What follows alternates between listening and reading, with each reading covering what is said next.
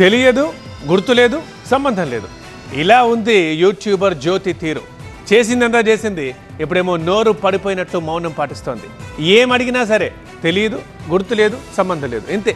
ఇదే దర్యాప్తు సంస్థల్ని ఇలా చెబుతూనే కన్ఫ్యూజ్ చేస్తోంది. అందుకే జ్యోతి కేసు విషయంలో కేంద్రం ఒక కీలక నిర్ణయం తీసుకున్నట్టు తెలుస్తోంది.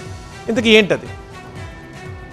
యూట్యూబర్ జ్యోతి మల్హోత్రా వ్యూహాత్మక మౌనం పాటిస్తోంది. కొసరు చెప్పి అసలు సంగతులు తెలియదంటోంది. గట్టిగా అడిగితే మౌనంగా చూస్తుండిపోతోంది. కానీ ఆమె నోరు విప్పాలి. తనలాంటి వారు ఎందరున్నారో తెలియాలి, లేదంటే దేశ భద్రతకే ముప్పు. ప్రస్తుతం ఎన్ఐఏ జ్యోతిని 7 గంటల పాటు విచారించి కీలక ఆధారాలు సేకరించింది. వాట్సాప్ చాట్లు, టెలిగ్రామ్ సందేశాలు, ఫోన్ రికార్డుల్ని పరిశీలిస్తోంది.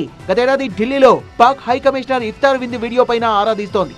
పూర్తి సమాచారం తెలుసుకునేలా జ్యోతి సహకరించడం లేదని, నిజాలు దాచిపెడుతున్నట్లు ఎన్ఐఏ అనుమానిస్తోంది. జ్యోతి కేసు దేశ భద్రతకు సంబంధించి కీలకమైంది కావడంతో కేంద్రం ఉన్నత స్థాయి దర్యాప్తు సంస్థకు అప్పగించే యోచనలో ఉంది. ఫెడరల్ యాంటీ టెర్రర్ ఇన్వెస్టిగేషన్ సంస్థ ఇది ఎన్ఐఏలో భాగం. గూఢచర్యం వంటి తీవ్రమైన కేసుల్ని ఈజీగా సాల్వ్ చేసిన రికార్డుంది. అలాగే దీని దర్యాప్తు అంతర్జాతీయ స్థాయిలో ఉంటుంది. విచారణ తీరు కూడా చాలా కఠినంగా ఉంటుంది.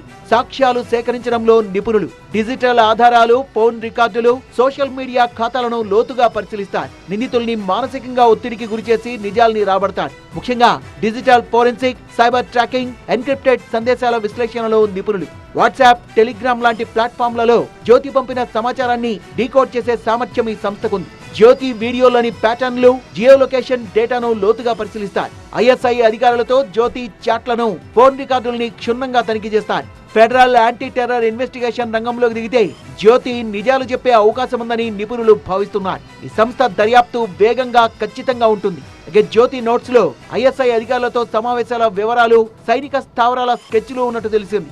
ఒకవేళ ఫెడరల్ యాంటీ టెర్రరిస్ట్ టీం రంగంలోకి దిగితే పాకిస్తాన్ లోని ఐఎస్ఐ నెట్వర్క్, ఆమె ఆర్థిక లావాదేవీల వివరాలు తెలిసే అవకాశం ఉంది. జ్యోతి కేసు భారత భద్రతా వ్యవస్థకు పెను సవాలుగా మారింది.